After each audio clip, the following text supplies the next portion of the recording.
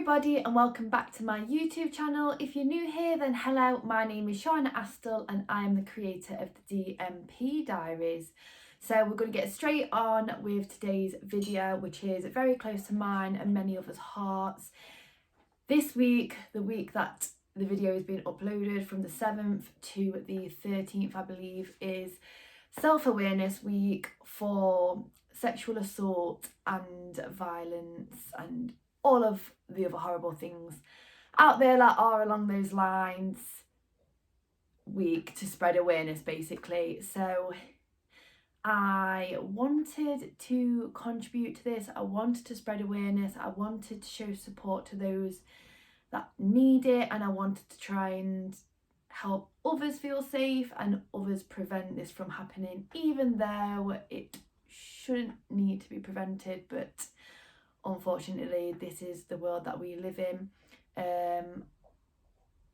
And I sat and thought about how I could show my support, how I could spread awareness, and my first thought was to do some sort of challenge, probably fitness related, knowing me, or dance related, and raise money and donate it to a charity that is close to my heart. But the reality is I didn't think that anyone would really sponsor me. I don't know whether they would, but I just didn't think they would. And then I also thought maybe I could share my story, but again, I just don't think that that could help as many people in the best way as I would hope for. And I'm not necessarily comfortable sharing that online, as I don't know who's watching, and also I am aware that I don't want to trigger anybody, but I am going to put a trigger warning before all of this anyway. But if throughout you realise that you can't handle this video for whatever reason, just know that you can switch off and you don't need to watch all of it. You can support in another way, or you can help yourself in another way. I completely encourage and advise you go to a therapist, a counsellor. If you're not quite ready to do that step and you'd prefer to go to your mum or somebody else,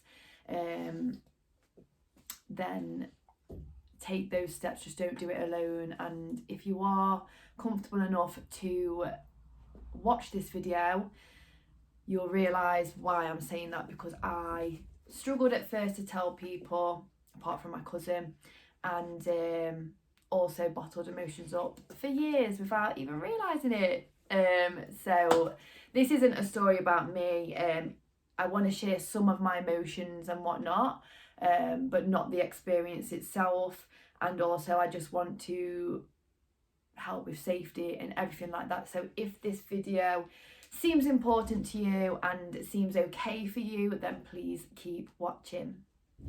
When I sat and thought about what I needed after I don't know what you would call it, became a survivor or anything like that, I thought about what I needed, and the main things for me, everyone is different, but the main things for me is I needed to tell someone, even though I was scared.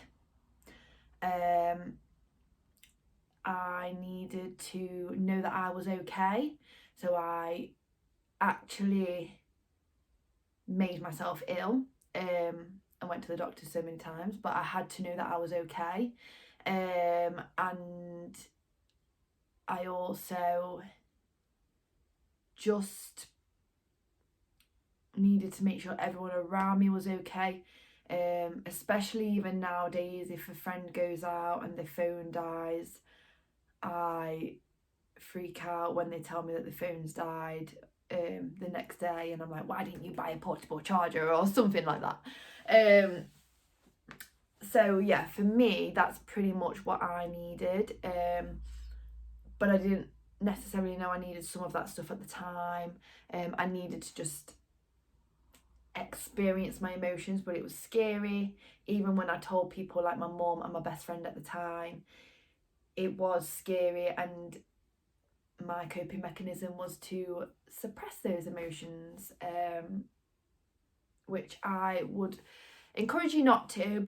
And if you are trying, or you know you are wanting to experience those emotions, to kind of go through it and then heal through it, I really do think get professional support to help you through it, because it is intense, it is hard, and it's very low.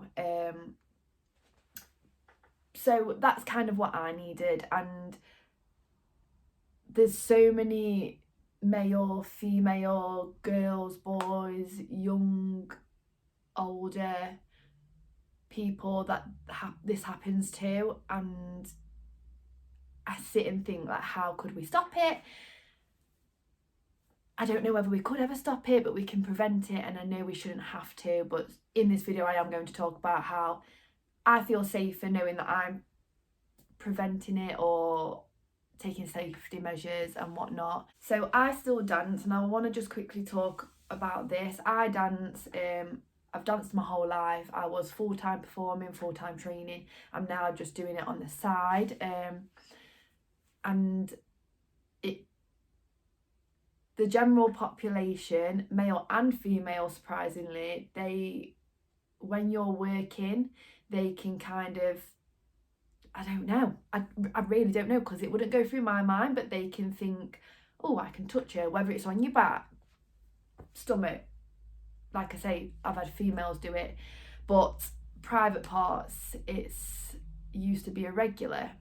And if that happens to you on a dance job, if you're a dancer, I just want to let you know that you can say stop it and go straight to the security guard. That is not your job. I don't know how they've got confused or think it's okay, think you're not going to say anything, but you have every right, and you need to go to the security guard. They are there for your safety. Get them kicked out, because it's not right and it's not okay, and they need to learn. Even if it was just, in their eyes, harmless, they need to know that's not okay, because it's not fair on the dancers, the dance industry. And I've been around a lot of dancers, and myself included, that I've had it happen, and it's not nice. It makes you want to stop doing the job. But where I mainly dance for, the gigs, which are in nightclubs, she is really good, and we've got a good system with the security guards and whatnot. Is it security guards? We've got a good system with the security, and they're more there for us than anyone else. So we feel safe, and the security know that we're safe, and we're never on our own. There's always at least one other dancer that we're with. But it's nice to know that security are full on watching us. They want to know what time we come off of our breaks, to escort us out, to keep us in their eyesight. And that, for me, again, an element of safety ticked off while I'm working. So please do just make sure, if you see anything or experience anything, straight away go to the security, complain, get them kicked out, tell them no as well. Shouldn't need to happen, but I've been there, many other dancers have been there. And just remember, it's not always men, and even if it's women to a woman, it's still not okay. You still tell them no. And then, so another time, which is the time that was a very low point for me, and again, I'm not going to talk about the experience, but I just want to mention how it can affect you in the long run, which I'm only just realising through therapy now. But yeah, it was a night out with my friends, completely off work, and yeah, the worst night happened of my life. And like I say, I think 2 days after I told my cousin, and then I'll make myself ill, and then a few days after that I ended up telling my mum, which honestly, it can be so scary to tell someone that's close to you, whether it's your mum, whether it's a friend, whoever it is. But once I'd done that, I felt less alone. I didn't feel like everything was okay, but I felt less alone. I had the support. She took me again to the doctors, because I was like, I've been twice, but blah blah blah. my mum told me not to suppress my emotions, just to go through it like I said at the beginning of this video, but I didn't. I thought I was okay. I thought, now my mum knows, now I know I'm okay because I've been to the hospital. I know that I'm okay, and that's all that I needed. That's what I thought. So I suppressed my emotions. I used dance. I already loved to dance. Dance was always my passion beforehand, but I did use dance as a coping mechanism to release endorphins, to do everything that exercise does, but also just to keep me even busier. So that's what I did, and then it eventually turned to fitness as well, and then the lockdown happened and everything came back to the surface. And I'm just so grateful that I'm doing this course, because I don't think I'd be in this place that I'm in, which I'm really proud of myself for being in, if I didn't do this course, because I wouldn't have gone back to therapy as early as now. I would have probably in the future, but I just kept saying I was too busy and whatnot. But yes, so since that night, and what I'm only just realising with therapy is that I started to undervalue myself. I probably wasn't the most confident beforehand anyway, but since that I undervalued myself, I undervalued my opinion. In my eyes, I was always wrong, which made so much sense because I still got told that at school anyway, before all of that happened, and you're not good enough and stuff. So that was already brewing anyway from there. But college, I turned a new page in the book, and I was surrounded by people that I felt valued by and everything, and then this happened, and yeah, I undervalued myself, which obviously made others undervalue me. But I was, since then, even to this day, don't ask for help. If someone was sat here right now and my cup of coffee was right next to them, it's easy for them to pass it to me, but I would rather just get up, use my energy and just get it, and then sit back down when that other person wouldn't have mind. But I think the reason I've been scared to ask for help is just from it being ignored as such, and also the word no, I feel, is dismissed with family, friends, strangers, work, colleagues, everything. If I say no, I feel like it's dismissed, like, oh, she'll be fine, she'll get through it, she'll be alright. And it might not, it probably isn't the case, but that's how I feel. But I've never put that down to that situation until therapy is just an intense process, but it's good. And now I know that I need to learn to ask for help, because I'm getting to a point at uni where I need help with my puppy, and I need help to switch off when I'm not doing uni work and everything like that. So that's just one example of, if you suppress your emotions, that's what it could lead to. And to be honest, me not asking for help when I was injured, I wouldn't ask for help, and the healing process might have been longer, so it jeopardises then my career or my training. Being scared of someone saying no, or the rejection, or anything like that. Again, auditions, you're constantly getting rejection, and to be honest, if I could, like, there was times where I wouldn't go to an audition, and I kind of wish now that I know a reason why. So I'm doing therapy for my university course. However, I knew that this situation would come up in therapy, but I didn't realise it had come up literally in the first week. I don't think my therapist did. It just happened. It was quite close to the end of the session as well. But what came from that is, safety is a big thing for me. So obviously when I'm working, like I've just explained, the security guards, they help me be able to go to that job and do my job, because I know they will have my back. They will probably spot something a bit funny before even I am aware, or get kind of that feeling and whatnot. But I just wanted to quickly talk about some safety things that make me feel safe, because like I say, this video isn't about me. I just want to try and help as many people as I can, whether that's prevent, whether that's you to feel safe after something's happened and you still want to be able to go out and socialise with your friends and feel safe and whatnot, whether that's to help you overcome anything. But my biggest advice there is go to a professional, a therapist, a counsellor. Talk to whoever you feel comfortable with at first and take it one step at a time, but just try not to suppress your emotions, because I've been there, and however many years later, I'm still working on me, and it's still probably as intense as it would have been back then. But what I want to talk about is two things that really do help me when I'm going out, when I'm going to jobs on my own that I don't know, whether I'm walking back to a car late at night, anything like that. So here is just a portable charger, pretty little thing, and it's literally just a phone charger. So you charge it before you go out, and then you plug it into your phone when your phone's low on charge. And for me, it's just knowing that my phone isn't going to die, and I'll always be able to get in contact with either a taxi or my mum or someone, and I know that if I got left for whatever reason on a night out or stranded because my car broke down, someone that I know and I'm comfortable with is going to be there in a click, and for me that is a comfort.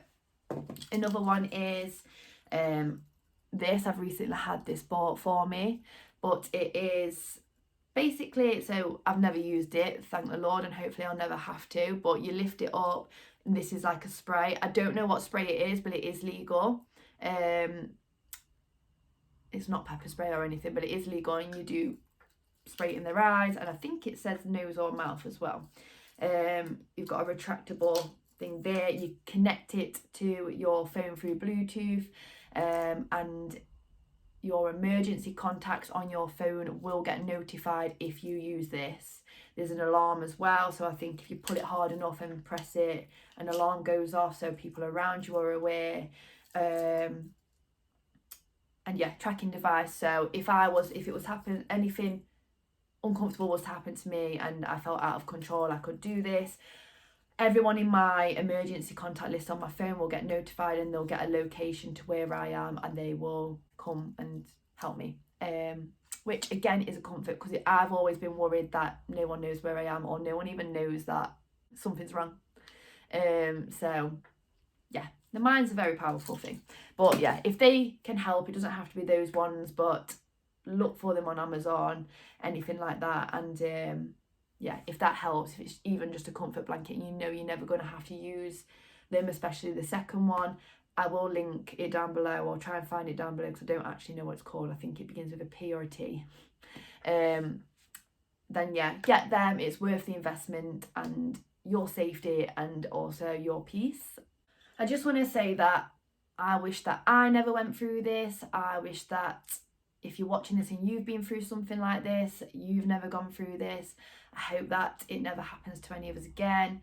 I hope that nobody ever has to go through this, or even has to worry about going through this. I wish there was something more we could all do, but at the moment it's spreading as much awareness, support as possible, in any way, and speaking out if you need to, not going through it alone if you've gone through it or you've been through it, even if it's 10 years ago, even if it's recent, even if you feel like your situation, experience isn't as traumatic or bad as other people's, your emotions, your worry, your safety, your health is still valid. It doesn't matter how minor you think this is, or how big it is, and how scary it is to tell someone. I know it's horrible, but in the long run and the short run, really, actually, it will be better. I'm sending out so much love.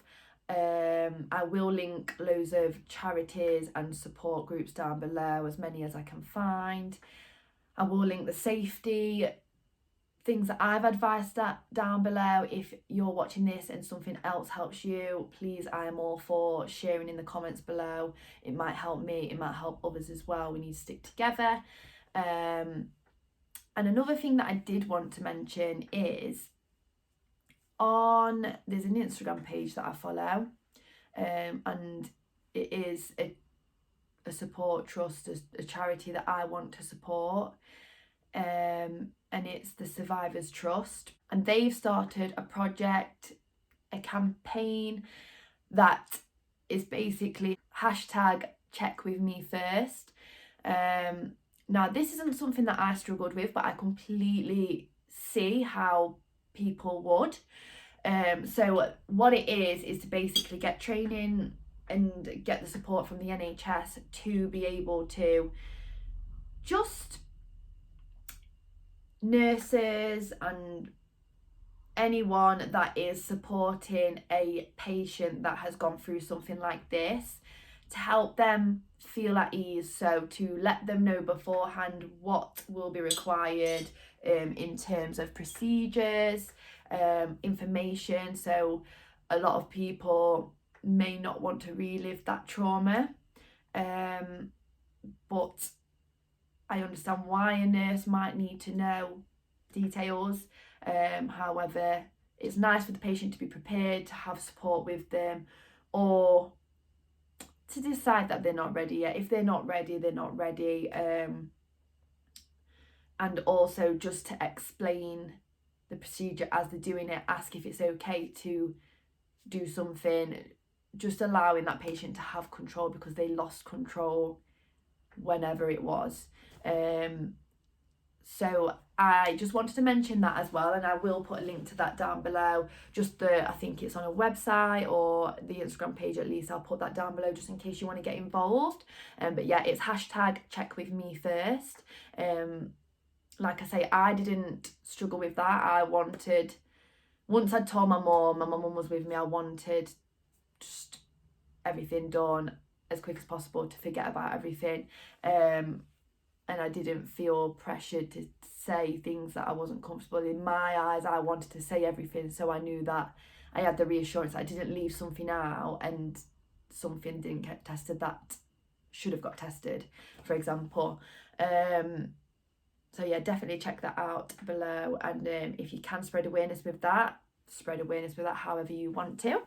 Before we wrap up today's video, I hope it's made sense. I hope it's okay. I hope it has helped you, or it's helped you feel comfortable enough to help someone that you know is going through this or has gone through this. Even if you know someone that's been through it years ago, months ago, and you think they're okay, they look like they're holding themselves up, just check in with them.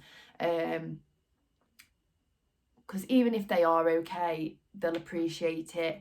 And if they're not, again, they'll appreciate it. And it might be a sort of message from you or support from you for them to think, I need support. Whether they've already had it, whether they need it again. But I just want you to know that this YouTube channel, my DMs on Instagram, me in person if I know you in person, it's a safe space with me. There's no judgment with anything that you ever tell me. There's no judgment. I'm very open-minded. I just want people to be okay, not even in this circumstance, in all circumstances. And if you're not okay and reaching out to someone that will see your name or anything like that isn't what you want right now, you're not comfortable with it, the helplines that I will put below, you can do everything with full confidentiality, and just please don't process anything, don't live anything alone. You can't blame yourself for what happened if something has happened to you, and just remember that you can say no, and your emotions, no matter what circumstance, are valid. And I hope that you're okay. I hope that this spread awareness how I wanted, and support and encouragement, and prevention as well. And yeah, I'm going to leave it there. But thank you so much for watching this video. I do really hope it helped. if you need to reach out, feel free to reach out. Like I say, helplines are also down below. But if you know that there's someone close to you that you feel comfortable to tell, but you're scared how they're going to react, honestly, just tell them. My mum reacted completely different to how I thought she would. I don't know, you just go into a tunnel vision mind and don't really look at the whole picture. And I'm so grateful for my mum, for my best friend at the time that I told, for my cousin who was the first person I told, because it wasn't face to face, felt comfortable to tell him. And yeah, sending lots of love.